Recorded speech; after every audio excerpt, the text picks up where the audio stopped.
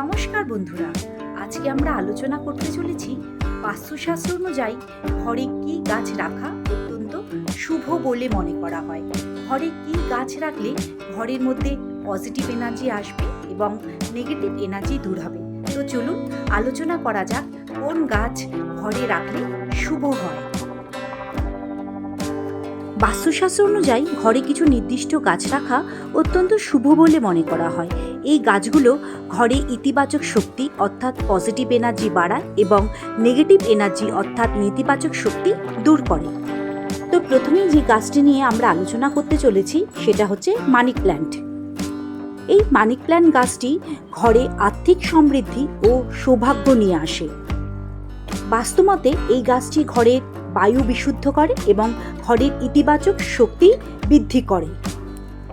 এই money plant গাছটি আপনারা সবসময় ঘরের দক্ষিণ পূর্ব অর্থাৎ সাউথ ইস্ট কোণে রাখবেন। এই দিকটি ভগবান গণেশ এবং শুক্র গ্রহের দিক, যা আপনার সম্পদ আকর্ষণে সাহায্য করবে। এর পরের গাছটি হলো তুলসী গাছ।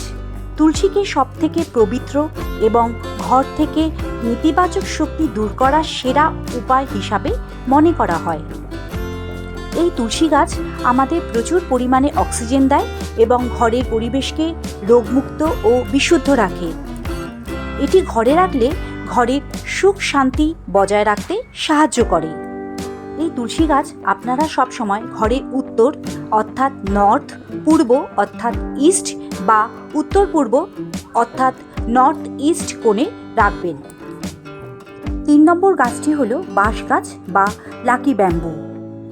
এই গাছটি হলো সুস্বাস্থ্য, ভাগ্য এবং শান্তির প্রতীক। ফ্র্যাঞ্চুই এবং বাস্তু উভয় শাস্ত্রেই লাকি ব্যাম্বুকে খুব শুভ বলে মনে করা হয়। এটি ঘরে রাখলে পরিবেশের সদস্যদের মধ্যে সম্পর্ক খুব মধুর হয়।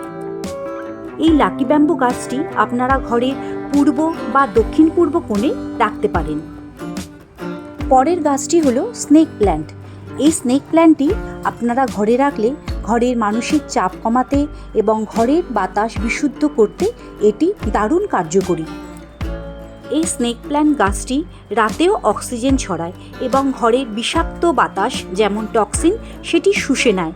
এটি ঘরে এক ধরনের শান্ত পরিবেশ তৈরি করে। এই গাছটি আপনারা ঘরের দক্ষিণ বা পশ্চিম কোণের জানলার পাশে রাখতে পারেন। 5 নম্বর গাছটি হলো অ্যালোভেরা। এটি ঘরে রাখলে আপনাদের সুস্বাস্থ্য এবং সৌভাগ্যের বিকাশ ঘটাবে। অ্যালোভেরা গাছ ঘরে রাখলে বাতাস পরিষ্কার রাখে এবং পাশাপাশি ইতিবাচক শক্তির বাধা দূর করে।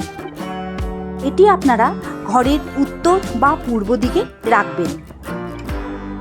ভিডিওটি কেমন লাগলো কমেন্ট সেকশনে এসে অবশ্যই জানাবেন। আর যদি ভালো লাগে তাহলে একটি লাইক এবং সবার সাথে শেয়ার করবেন। আপনারা ভালো থাকুন, সুস্থ থাকুন, ভগবানের কাছে প্রার্থনা করে আমি এই ভিডিওটি শেষ করলাম।